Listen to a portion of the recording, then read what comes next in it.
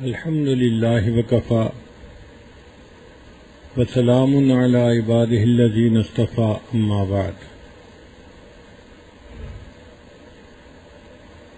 اس امت کے 10 خوش نصیب حضرات جن کو اسی دنیا میں نبی علیہ الصلوۃ والسلام کی زبان مبارک سے جنتی ہونے کی بشارت ملی، وہ تھے ابو عبیدہ ابن جراح رضی اللہ تعالی عنہ۔ ان کا نام عامر تھا، ابو عبیدہ ان کی کنیت تھی۔ 8 آدمیوں کے بعد مسلمان ہوئے، یعنی سابقین اولین میں سے ہیں۔ وہ لوگ جو بہت ابتدائی دور میں مسلمان ہوئے ان میں سے ایک ہیں۔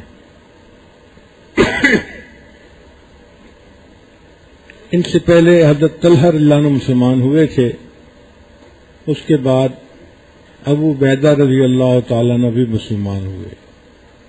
انہوں نے 2 ہجرتیں کی، پہلی مکہ سے ہی حبشہ کی طرف ہجرت کی، پھر کچھ عرصے کے بعد واپس آ گئے، پھر دوبارہ نبی علیہ الصلوۃ والسلام کے بعد انہوں نے مکہ سے مدینہ طیبہ کی طرف ہجرت کی۔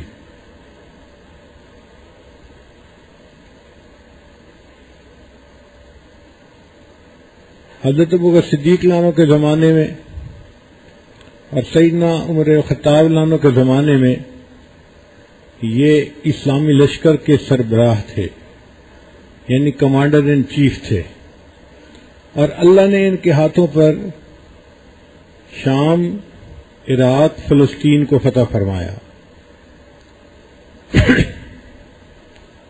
قد لمبا تھا، جسم کمزور تھا، لاغر تھا، پتلے دبلے تھے، چہرے پہ کم گوشت تھا۔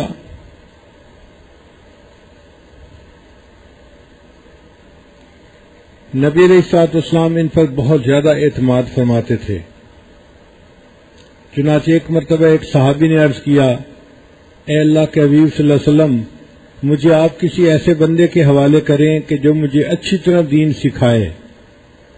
تو نبی علیہ السلام نے فرمایا، ہاں، میں ایک ایسے آدمی کے ذمہ یہ کام لگاؤں گا جو بہت امین ہوگا۔ امین کہتے ہیں امانت دار کو،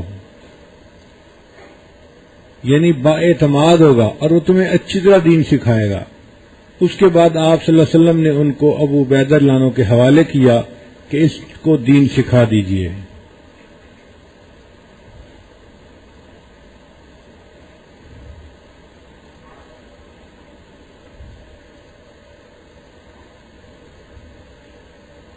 سیدہ صدیقہ رضی اللہ تعالی عنہا سے کسی نے پوچھا تھا کہ اگر نبی علیہ السلام اپنے بعد کسی کو خلیفہ متعین فرماتے تو کس کو فرماتے؟ تو انہوں نے فرمایا کہ ابوبکر صدیق عنہ کو۔ اس نے پوچھا ان کے بعد؟ انہوں نے کہا کہ حضرت عمر رضی اللہ تعالیٰ عنہ کو۔ اس نے پوچھا ان کے بعد؟ تو انہوں نے کہا ابو عبیدہ ابن جراح رضی اللہ تعالیٰ عنہ کو۔ اس نے پوچھا اس کے بعد؟ تو ام المومنین نے اس کے بعد خاموشی اختیار فرما لی۔ یعنی اتنے اعتماد والے بندے تھے کہ سیدنا صدیق اکبر عنہ اور عمر عنہ کے بعد ان کا نام آتا تھا۔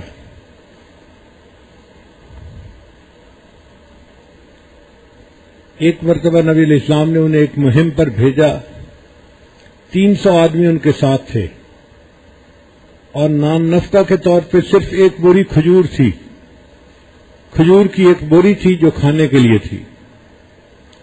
تو ابو عبیدہ عنہ چل پڑے، ہر روز ایک بندے کو ایک کھجور تقسیم ہوتی تھی۔ صحابہ کرام کہتے ہیں کہ ہم اس ایک کھجور کو لے کے بہت دیر تک چوستے رہتے تھے، پھر اس کو کھا لیا کرتے تھے اور پانی پی لیا کرتے تھے۔ یہ ہمارے دن اور رات کا کھانا ہوتا تھا، 24 گھنٹے کا کھانا ہوتا تھا۔ تو ایک صحابی نے اپنے بیٹے کو یہ بات بتائی تو بیٹا بڑا حیران ہوا، ابا جان 24 گھنٹے میں ایک کھجور کھاتے تھے؟ ان کا بیٹا اس کھجور کی قیمت کا اندازہ اس دن ہوا جب وہ بھی ملنی بند ہو گئی۔ اور بعض حضرات ایسے تھے کہ جو بھوک کی وجہ سے درختوں کے پتے اتار کے کھایا کرتے تھے۔ اس حال میں ہم نے وہ سفر کیا، جب سمندر کے کنارے پہنچے تو ہم نے دور سے ایک ٹیلے کو دیکھا جب قریب گئے تو دیکھا کہ وہ مچھلی تھی عنبر نامی مچھلی. اتنی بڑی مچھلی تھی کہ اس کے آنکھ کے اندر 19 آدمی داخل ہو گئے. آپ اندازہ لگائیے وہ مچھلی کتنی بڑی ہوگی کہ جس کے آنکھ کے خول کے اندر 19 بندے داخل ہو گئے. فرماتے ہیں کہ ہم نے ان کا ایک کانٹا اٹھایا اور رکھا تو اونٹ جو سامان سے لدا ہوا تھا وہ اس کے نیچے سے آرام سے گزر گیا. 300 آدمیوں نے 1 مہینے تک اس کا گوشت کھایا. 300 آدمیوں نے 1 مہینے تک اس مچھلی کا گوشت کھایا، حتیٰ کہ وہ واپس مدینہ طیبہ پہنچ گئے. تو نبی علیہ الصلوۃ والسلام کو یہ واقعہ سنایا تو نبی علیہ السلام نے فرمایا کہ یہ اللہ تعالیٰ نے مدد فرمائی تمہاری اور تمہیں اللہ نے غیب سے رزق عطا فرما دیا. پھر نبی علیہ السلام نے فرمایا اگر کچھ گوشت بچا ہوا ہے تو مجھے بھی دو، میں بھی اس میں سے برکت کے لیے کھانا چاہتا ہوں.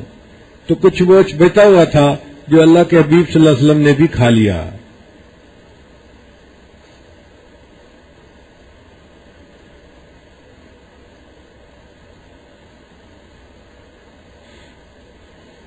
حضرت انس رضی اللہ عنہ روایت کرتے ہیں کہ نبی علیہ السلام نے فرمایا ہر امت کا ایک امین ہوتا ہے اور میری امت کے امین ابو عبیدہ ابن جراح ہیں.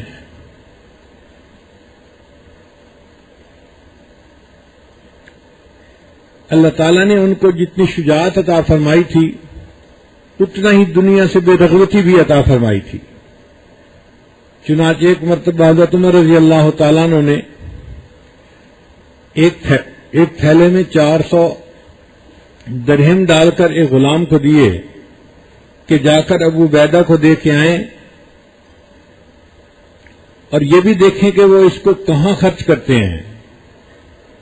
چنانچہ وہ آدمی اس کو لے کر گیا، ابو عبیدہ عنہ کو دیا کہ جی امیر المومنین نے آپ کے پاس بھیجے ہیں. انہوں نے بچے کو بلایا اور کہا کہ یہ 5 درہم لے جاؤ اور فلاں کو دے کے آؤ، پھر 5 درہم فلاں کو دے کے آؤ. وہ سارے دراہم جو تھے انہوں نے اپنے قریب کے رشتہ دار اور جو پڑوسی تھے ان کے اندر تقسیم کر دیے، اپنے پاس کچھ بھی نہیں بچا. پھر انہوں نے معاذ ابن جبل عنہ کی طرف بھیجا اور اس کو کہا کہ ان کا بھی پتہ کرنا کہ وہ کہاں خرچ کرتے ہیں. وہ آدمی لے کر گیا، اس نے 400 درہم ان کو دیے، انہوں نے بھی 5 درہم کر کے سارے تقسیم کر دیے. آخر پر ان کی بیوی آئی اور کہنے لگی کہ جی آپ لوگوں میں پیسے تقسیم کر رہے ہیں، ہمارے پاس بھی تو کھانے کے لیے کچھ نہیں، ہمیں بھی کچھ دیں. تو اس وقت ان کے پاس 2 درہم باقی بچے تھے، انہوں نے 2 درہم اپنی بیوی کو دے دیے اور باقی سارے کے سارے خرچ کر دیے. پھر انہوں نے 400 درہم سیدہ صدیقہ رضی اللہ تعالی عنہا کو بھیجے. تو سیدہ صدیقہ رضی اللہ تعالی عنہا نے اپنی باندی کو کہا کہ جاؤ اور مدینہ کی جو بیوہ عورتیں ہیں اور یتیم بچے ہیں ان کو میرے پاس بلاؤ. تو وہ بچے یتیم آ گئے اور بیوہ عورتیں آ گئیں اور ام المومنین جس جگہ پر بیٹھی ہوئی تھیں اس جگہ پر اٹھنے سے پہلے انہوں نے 400 درہم اللہ کے راستے میں خرچ کر دیے. جب اس آدمی نے آ کر بتایا کہ آپ نے جو پیسے بھیجے تھے تینوں حضرات نے ایسے کیا، انہوں نے کہا کہ یہ نبی علیہ السلام کے صحبت یافتہ ہیں، دنیا کی محبت ان کے دل میں بالکل نہیں ہے، یہ بس آخرت ہی کمانے کے محنت میں لگے ہوئے ہیں.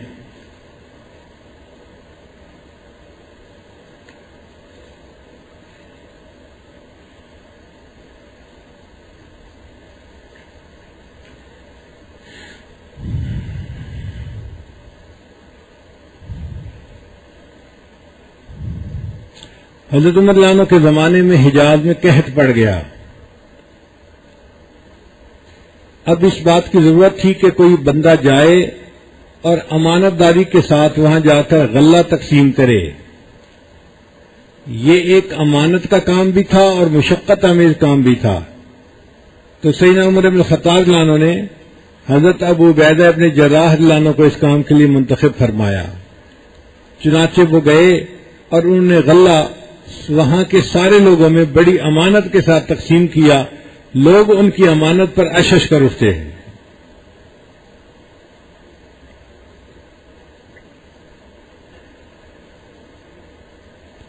ایک مرتبہ ابو عبیدہ رضی اللہ تعالیٰ عنہ بیٹھے ہوئے رو رہے تھے۔ کسی نے پوچھا کہ حضرت رو کیوں رہے ہیں؟ فرمانے لگے کہ مجھے میرے آقا صلی اللہ علیہ وسلم نے ایک مرتبہ فرمایا تھا، ابو عبیدہ، اللہ تمہارے ہاتھ پر شام کو فتح کروائے گا اور اس وقت تمہیں خوب مال غنیمت ملے گا، مگر تمہارے لیے 3 سواریاں کافی ہوں گی اور 3 نوکر کافی ہوں گے، ایک سواری تمہارے لیے اور ایک تمہارے خادم کے لیے اور ایک تمہارے گھر والوں کے لیے، تو 3 سواریاں اور 3 خادم تمہارے لیے کافی ہوں گے۔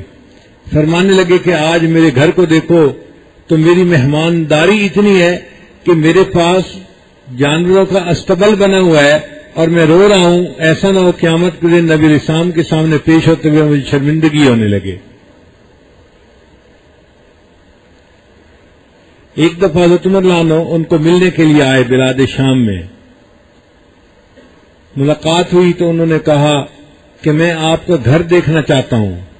یہ اپنے وقت کے کمانڈر ان چیف کا گھر تھا۔ جب وہاں گئے تو انہوں نے 3 چیزیں دیکھی، ایک تلوار، ایک زرہ جس سے کہ انسان اپنے آپ کو بچاتا ہے، اور ایک کپڑا تھا جو اونٹ کی کوہان کے اوپر رکھا جاتا ہے، کجادہ جس کو کہتے ہیں، اس کے سوا کچھ بھی نہیں تھا۔ تو حضرت عمر رضی اللہ عنہ حیران ہو گئے کہ سواری کی ایک چیز ہے اور تلوار اور زرہ، اس کے سوا کچھ بھی پورے گھر میں نہیں ہے۔ تو حضرت عمر رضی اللہ عنہ نے کہا، ابو عبیدہ تمہارے گھر میں اس کے سوا کوئی چیز نظر ہی نہیں آتی؟ تو ابو عبیدہ رضی اللہ عنہ نے جواب دیا، امیر المومنین، قبر تک پہنچنے کے لیے یہ 3 چیزیں کافی ہیں، قبر تک پہنچنے کے لیے یہ 3 چیزیں کافی ہیں، میں انہی 3 چیزوں پر زندگی گزار لوں گا۔ تو ان حضرات کے دل میں دنیا کی محبت بالکل نہیں تھی، ان کا مقصد اعلاء کلمت اللہ تھا، اسی وجہ سے اللہ نے ان کے ہاتھ پر اسلام کو فتح عطا فرمائی تھی۔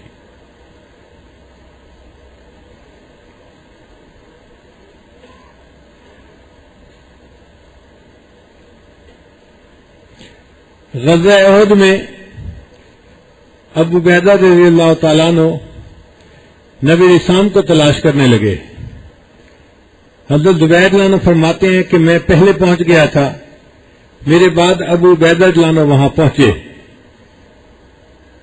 ہم نے دیکھا کہ کسی نے نبی علیہ الصلوۃ والسلام پر حملہ کیا تھا اور تلوار کے لگنے کی وجہ سے جو سر پہ خود رکھا ہوا تھا اس کی کچھ کڑیاں آپ صلی اللہ علیہ وسلم کے چہرہ انور کے اندر دھنس گئی تھی۔ تو ہم اس بات کو دیکھ کر بڑے غمزدہ ہوئے اور ہم چاہتے تھے کہ وہ کڑیاں آپ صلی اللہ علیہ وسلم کے جسم سے نکالیں۔ جب میں آگے بڑھا تو ابو عبیدہ رضی اللہ عنہ نے مجھے کہا کہ میں تمہیں اللہ کے حق کا واسطہ دیتا ہوں، یہ کام مجھے کرنے دو۔ فرماتے ہیں انہوں نے ایک کڑی کو نکالنا چاہا تو وہ سخت اندر گئی ہوئی تھی، نکلتی نہیں تھی، تو انہوں نے اپنے دانت سے پکڑ کر نکالی، ادھر کڑی بھی باہر نکلی، ادھر ان کا ایک دانت بھی ٹوٹ گیا۔ پھر انہوں نے دوسری کڑی کو نکالا تو دوسرا دانت بھی ٹوٹ گیا۔ تو ابو عبیدہ رضی اللہ عنہ نے اپنے 2 دانت نبی علیہ السلام کی خدمت پر قربان کر دیے تھے۔ صحابہ فرماتے ہیں 2 دانتوں کے ٹوٹنے کے بعد وہ اتنے خوبصورت نظر آتے تھے، اس سے پہلے اتنے خوبصورت نہیں نظر آتے تھے۔ یہ کیسے خوش نصیب حضرات تھے جنہوں نے نبی علیہ السلام کی خدمت کا حق ادا کر دیا۔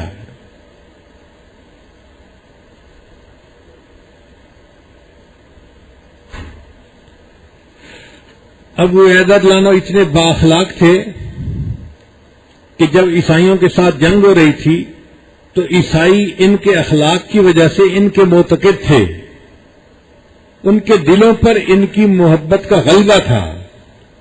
چنانچہ ایک مرتبہ ایک عیسائی سفیر آیا اور ابو عبیدہ رضی اللہ عنہ کو دیکھ کر کہنے لگا کہ آپ کی سادگی کو دیکھ کر اور آپ کی شجاعت کو دیکھ کر میرا دل چاہتا ہے کہ میں کلمہ پڑھ کے مسلمان بن جاؤں۔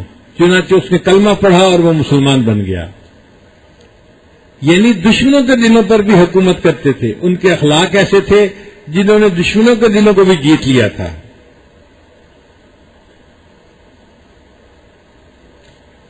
سن 18 ہجری میں بیت المقدس کے قریب ایک جگہ تھی، وہاں پر طاعون کی بیماری پھیلی اور ابو عبیدہ ابن جراح رضی اللہ تعالیٰ عنہ اس بیماری میں مبتلا ہوئے اور وہاں ان کی وفات ہوئی اور وہیں پر ان کی تدفین ہوئی۔ جب ابو عبیدہ رضی اللہ عنہ کی وفات ہوئی تو اس وقت ان کی عمر 58 سال تھی۔ علامہ اقبال نے ابو عبیدہ رضی اللہ عنہ کے بارے میں چند اشعار لکھے ہیں، ذرا غور سے سنیے۔ فرماتے ہیں، صف بستہ تھے عرب کے جوانان تیغ بند، تھی منتظر حنا کی عروس زمین شام، یعنی شام کی جو دلہن تھی وہ مہندی کے انتظار میں تھی، اور چونکہ جنگ ہونی تھی تو جو خون بہنا تھا یہ اس زمین کے لیے مہندی کی مانند تھی۔ صف بستہ تھے عرب کے جوانان تیغ بند، تھی منتظر حنا کی عروس زمین شام، ایک نوجوان صورت سیماب مضطرب، ایک نوجوان جو پارے کی طرح مضطرب تھا،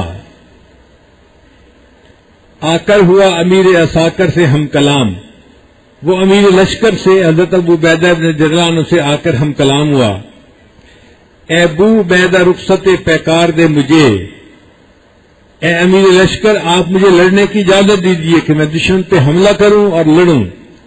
اے ابو عبیدہ رخصت پیکار دے مجھے، لبریز ہو گیا میرے صبر و سکون کا جام، بےتاب ہو رہا ہوں فراق رسول میں، ایک دم کی زندگی بھی محبت میں ہے حرام۔ اس نوجوان کے دل میں نبی علیہ السلام کی محبت کا اتنا غلبہ تھا کہ اس نے یہ کہا کہ بےتاب ہو رہا ہوں فراق رسول میں، ایک دم کی زندگی بھی محبت میں ہے حرام، جاتا ہوں میں حضور رسالت پناہ میں، لے جاؤں گا خوشی سے اگر ہو کوئی پیام، کہ میں تو جا رہا ہوں شہید ہونے کے لیے اور میری نبی علیہ السلام سے ملاقات ہونی ہے۔ اے امیر لشکر اگر تو نے کوئی پیغام دینا ہے تو میں آپ کا پیغام بھی نبی علیہ السلام کے پاس لے کے جاتا ہوں۔ جاتا ہوں میں حضور رسالت پناہ میں، لے جاؤں گا خوشی سے اگر ہو کوئی پیام، یہ ذوق شوق دیکھ کے پرنم ہوئی وہ آنکھ، جس کی نگاہ تھی صفت تیغ بے نیام۔